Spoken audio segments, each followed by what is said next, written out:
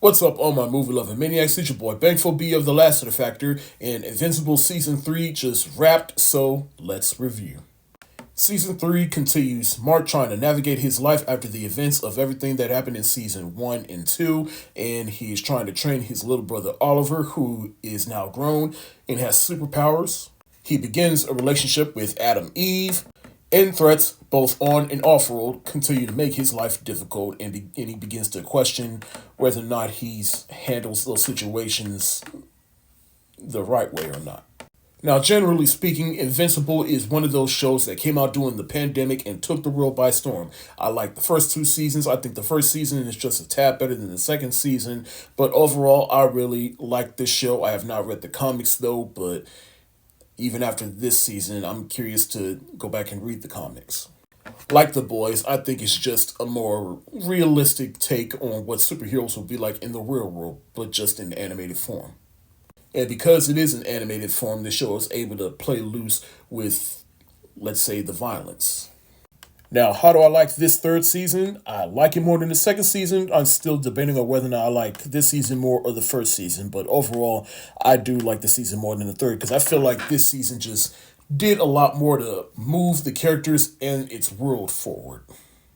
Because this show continues to test Mark. His suit is blue now. Honestly, I think I missed why he changed the suit, but I don't know why. I prefer the yellow and I prefer the yellow suit.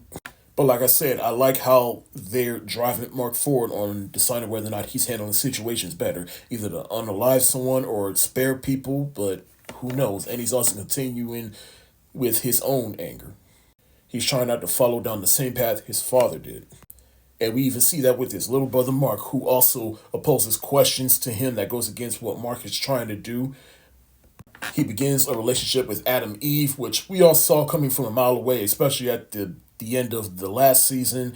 And awesome work by both Stephen Yeun and Gillian Jacobs, who plays the voice of Mark in Adam Eve.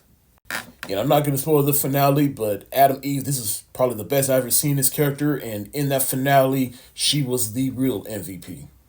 But they really did a good job of making us see where Caesar was coming from. You may not agree with his methods, but his intentions are pure because we even get a flashback with him. He was young and hopeful, but then he sees like sometimes he's going to have to do things and make hard calls that he otherwise wouldn't have done, but at the same time, he has to do it for the greater good. I like how they kind of fracture the team a little bit. Rex, moment of silence. Honestly, I thought we were done with Angstrom Levy, but the way they brought him back, I mean, I have to see how they handle him in future seasons, but bringing him back here, it just kind of felt forced to me. I don't know. I thought that we were done with him back in season 2. I do like that they brought back Machine Head. He was probably one of my favorite villains from season 1, but I just like hearing him talk. The invasion of the different Marks from other realities was sick as fuck, though. This is like a world-ending level, even bigger than Nolan, with the fight between him and Mark and all the different Marks. They come in from different universes and destroying shit that really leveled the cities. And it also is good for Mark because he sees how he could have fallen down the wrong path and will have to soon make decisions and calls that he otherwise would not have done. Conquest, voiced by Jeffrey Dean Morgan, so at least Stephen Yeun gets his revenge from The Walking Dead. But Conquest, this is a serious motherfucker right here. Like, he just will not go down. Then there's also this subplot between Nolan and the alien superhero voiced by Seth Rogen.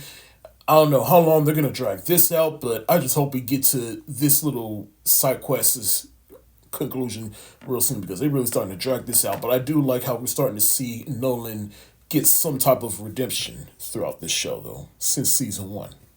Overall, I really enjoyed this season. I can't wait to see what they do in season 4. I'm going to give Invincible season 3 the hard eyes emoji.